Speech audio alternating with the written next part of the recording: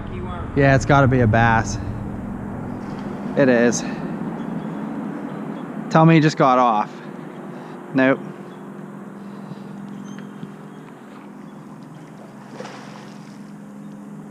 Yeah, nice. Oh my goodness. Oh my goodness. Get over here, you pig.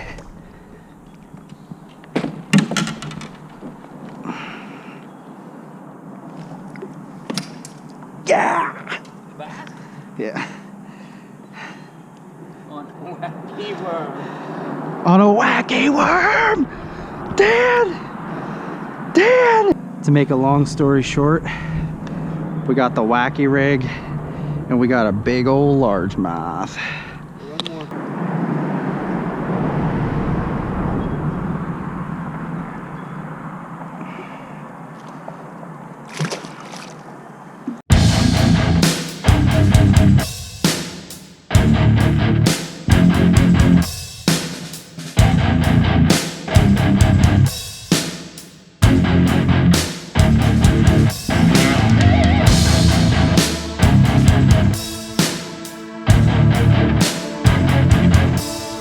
What's up, yins, guys? Welcome back to another episode of Fishing PA with Ryan Reed. In this episode, I want to talk about a specific technique that will help you catch more largemouth and smallmouth bass here in the state of Pennsylvania. Now, this technique is already being frequently used for many of years. However, I'm new to the show and I'm trying to learn as much as I can about rubber baits and rubber bait techniques to help me catch more fish. So with that said, in the past, I've been using some of the Yum products, like these types of worms.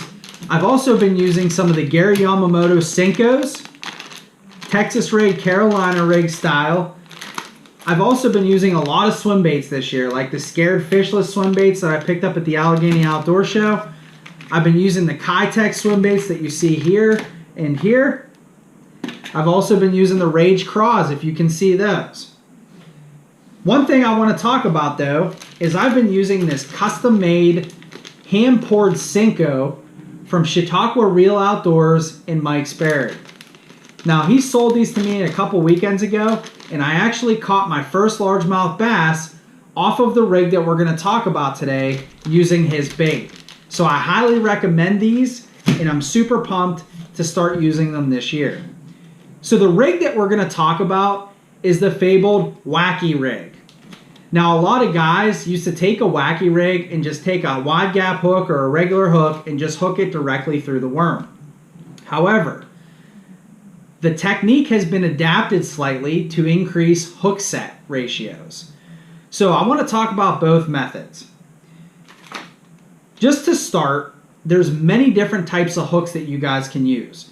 For the Wacky Rig, my choice has been the Gamakatsu weighted superline type hooks, wide gap hooks like that. And the reason that I went with these is because they're weighted. I would love to get your opinion if you guys are doing this style of fishing on what type of hooks you use. I've seen with the Texas rigs you typically have a weight above, a standard wide gap hook.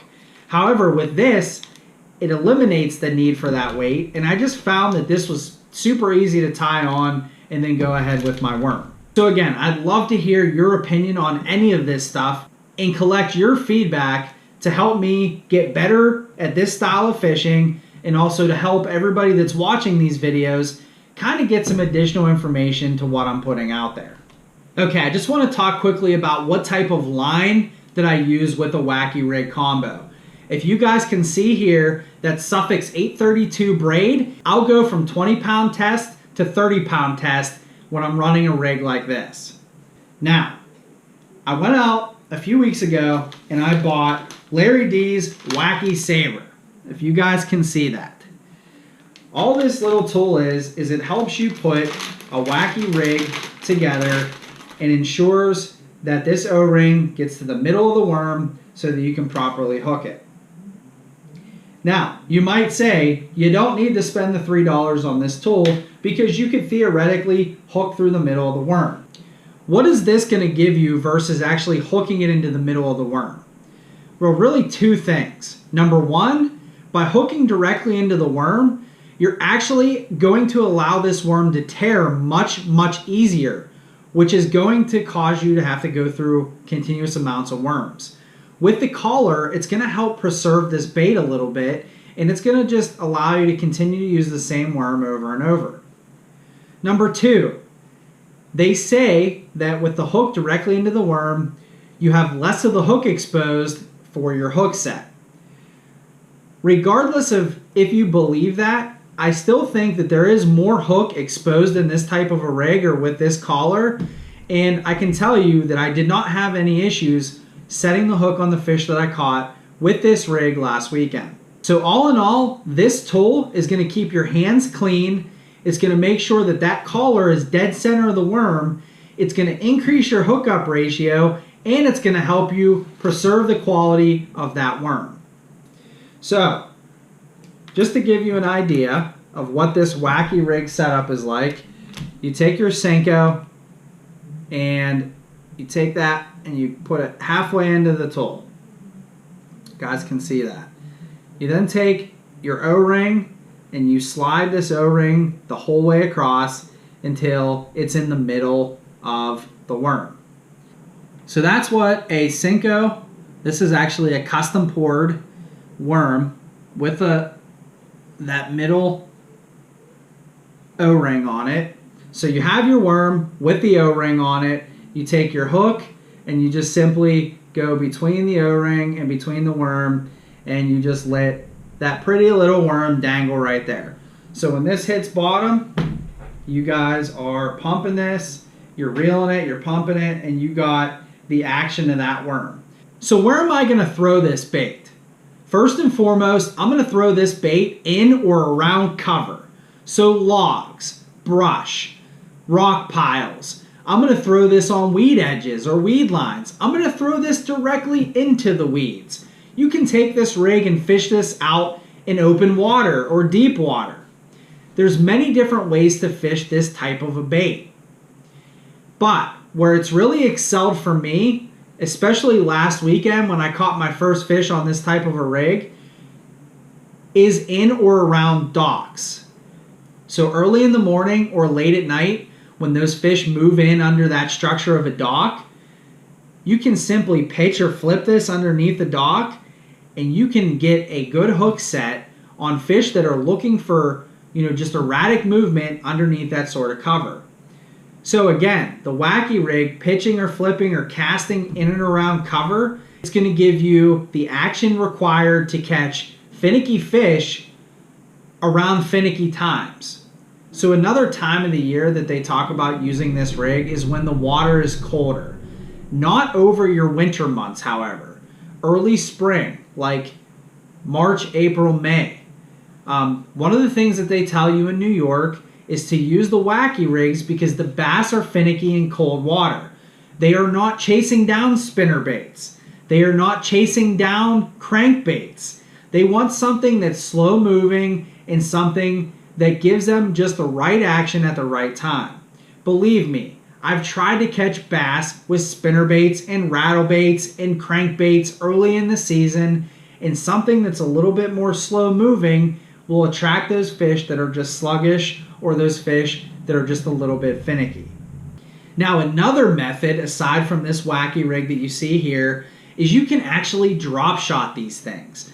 So you can rig this up with a drop shot that hangs below the hook, and this is just going to be a standard hook at that point, a wide gap or whatever hook that you prefer, and you just run a split swivel here, or you tie this on in such a way where you can get the drop shot below the hook so that that drop shot hits bottom, and this just simply floats off the bottom. So as that drop shot kicks off the bottom, this will kick up and it'll come down, but it'll stay a distance from the bottom with a drop shot, which may put you in the strike zone for more fish, especially in deeper or open water. Now, one other tip, when you're fishing dirty or dark water, the more weight that you add onto this bait, it's going to take it to the bottom much more quickly, which also allows the worm to move a lot more quickly as it's moving through the water column. So the more weight is going to add more vibration to this, which may trigger strikes in dirty or murky water. So another option that you have with this type of a rig is to actually use a weighted jig head. Regardless of the wide gap hook or the jig head that you're using for this, the whole purpose to the Wacky rig is simply the action that you're getting. With a Texas rig, you have the weight above and you have your solid worm in a line. With this particular rig, you're getting action on both sides as this rig is moved up and down the water column. So the goal is to cast this out, allow it to hit bottom, maybe give it a few jerks, and then just typically raise the rod up or raise the rod tip so that this comes up, and then as this comes down, the worm is fluttering in the water back down. So really with a Wacky rig, you're getting additional action out of both sides of the bait, whereas a Texas rig or a Carolina rig, you're not getting action on both sides. So this, in some situations, will provide you with a little bit more action that's going to help you catch that one finicky fish.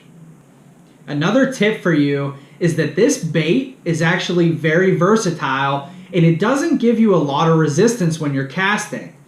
So you can actually take this bait and you can skip it or flip it out into open water and rip that thing back to the bank. It may produce more fish for you based off the action of the bait. One last thing regarding the Wacky rig, at least what I'm learning. One of the things that you have to be when you're fishing this style is patient. Patience is a virtue. It's not a matter if you're going to catch a bass or catch a fish on this rig. It's a matter of when. So get out there, find the right product, whether that's a typical Senko or a hand-poured custom. Find the right hook for you, use the correct line, and make sure you guys have an awesome little tool like this. It'll increase your hook set ratio, and it'll also help you preserve the worm that you guys are spending so much money on. Be patient. Get out there and try this. Try it throughout the year. I promise you, it will produce fish for you if you give it a shot. So in closing, I really just wanted to talk about this rig because this is new to me this year. I know it's been around for years and years and years, but again, I'm trying to learn, I'm trying to expand my arsenal to catch more fish. And the way you can do that is by checking out tools like this, baits like that, and getting out there and using them in all different scenarios to try to put fish on the bank or fish in your boat. So hopefully you guys can check this Wacky rig out. If you're not doing it already, I recommend trying it. If you guys like what you're seeing, please like the video. If you like the content overall, please subscribe to my channel. I appreciate it, guys. Thank you guys very much. Take care.